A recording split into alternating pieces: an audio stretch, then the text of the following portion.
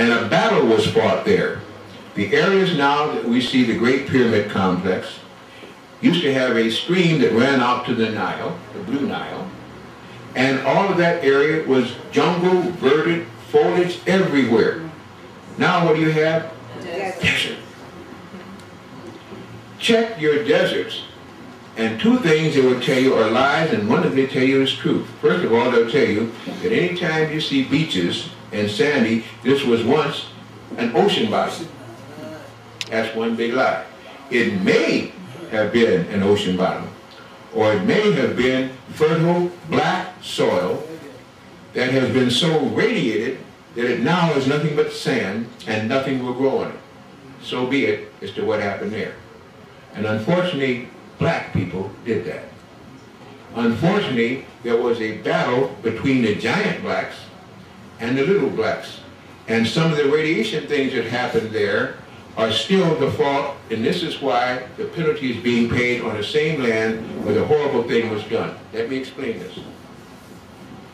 They're looking at the pyramid complex, and they're saying, first of all, it's a burial plane for Mancuri, or I don't even want to go into that. You heard all that foolishness. I'm sorry, you heard all that kind of history before. I don't believe it, so I'm not going to repeat that. There are 3 pyramids there. Each one fed the larger pyramid, and they were never used as burial ground. You already know that in Luxor, in the Valley of the Kings, that's where the burials were. Mm-hmm. When a person was able to be buried in a great tomb, they were really being born again, because that great tomb was not a tomb at all. It's an orgone energy generator. Initiation. One of the largest and most complex built, and every planet under the sun that is metaphysical or magnetic will have a pyramid complex. That's how you can tell if the ancients were there before and whether they're part of what is called the Elysium.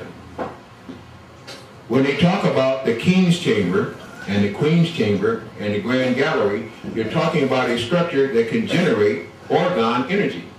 They don't like when you say orgone energy because they like to talk about electricity and sometimes magnetism, but there is a third force. What is it?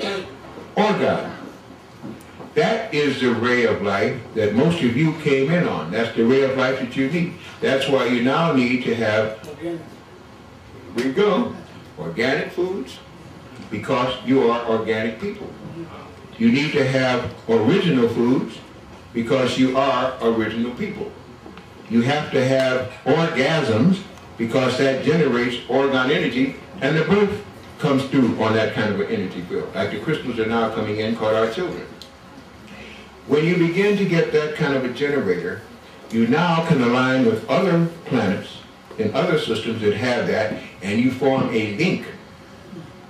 And through that link, you can travel on the biggest and best spaceship ever invented. It's not down at Alamogordo. It's not down at Cape Canaveral. It's not down in Cape Kennedy. It's in your bedroom with you. You carry it around with you. You just don't know how to get on board because you don't know how to start up the motors. It is called the Maka'apa. And there were whole books that taught you how to use that vehicle of travel, the same way the women came here. And then later on, the men came to another area. They taught that all along, too. I have a women lecture which goes into that. And it shows again that when they had this great battle, they tore loose the very being, the very platform, the very airport by which they had come, and now they were stuck here, stuck in the same mess that they had created. The Sahara is a desert because they had giant beams using crystals that rayed back, and they used a black crystal, which is the worst kind you could use. It destroyed things, took the life out of the other crystals, the life out of the pineal crystal, and left you dumb. How many heard that? Think about it. You have the biggest and best crystal, which is represented by the Eye of Horus at the top of the main pyramid, in your skull now. It's called a pineal gland. The pineal gland is supposed to send out energy throughout your body, regulate the pituitary gland, and they teach you in anatomy and physiology just as effort. They say that the master gland is what? Pituitary gland. The master gland is a pineal gland. Because the pineal gland, when it goes bad, the pituitary gland goes crazy, and you might get giganticism, you might get dwarfism, you might get cancer, you might get anything, because it's under control of the pineal gland. Why? Because the pineal gland is the seat of your soul on the upper level. The orchic gland is the seat of your soul on the lower level. What am I saying here? You have two suns. You have a sun in your head, you have a sun in your lower plexus. The orchic, most people don't even talk about. And when you talk about the pineal gland, they don't give it the credit they should. They say in the physiology textbooks, it's a vestigial gland of unknown origin is now atrophied and of very little usage. A vestigial gland of unknown origin, now atrophied and of very little usage. Well, that means your soul ain't worth you know what. Because that's where your soul gets its vibrations from. Just to digress on that, before we go back to the main thing again, have you ever heard the term, the worm turns? How many have heard it before, the worm turns? People say it means that when you get a rat in the corner, a worm in the corner, it's going to turn on you and that's it. That's not what they meant at all. In what is called the Turkish taristika, the hypothalamus is a bone structure in the middle of your head in which you have your pituitary gland hanging here, sitting like in a Turkish saddle, and beneath it on the ligament is your pineal gland. It spins around like a pine cone. It's called pineal gland. Constantly, when the soul comes into a body and it seats itself, the brain sutures. There's a big suture on that cranial area, which they call the skull. The ancient ones, and the last thing that the Greeks remembered, because they remember when they talk about the Dogons and Toartics, the ancient ones used to say, when a child is born, don't ever, during its developing step over it. Why did they say that?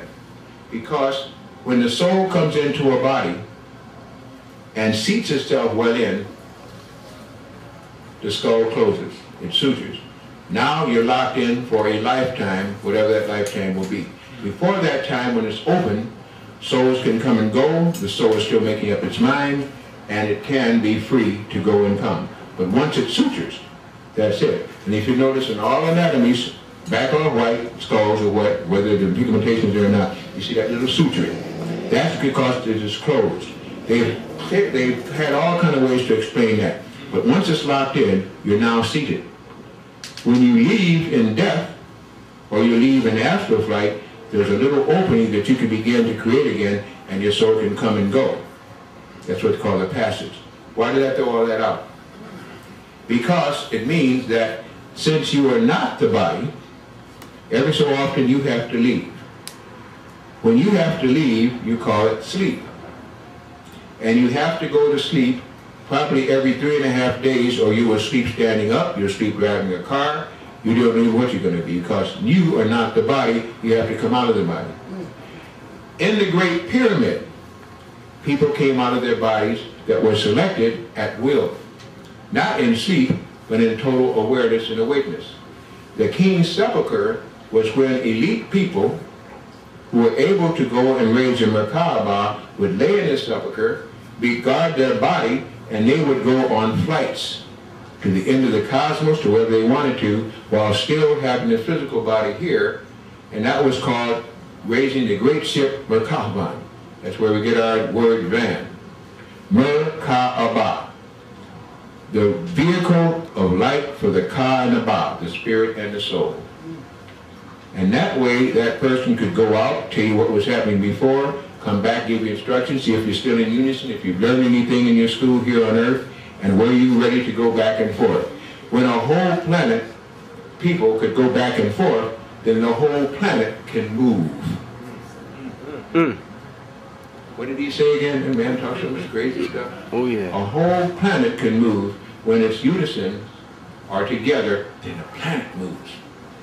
Other than that, you move from the planet, come back to the planet, bringing forth enlightenment, or going in the straight, whatever you want to do. That is what you call channeling, that's what you call cosmic light, and that's what you call now coming into one minded thought. Because then you control the planet will honor you, and many things happen. It's beginning to happen a little bit again. Let's go back now, jump back and forth with you again, to what we were talking about when I said again, that this energy was coming up and knocking out satellites.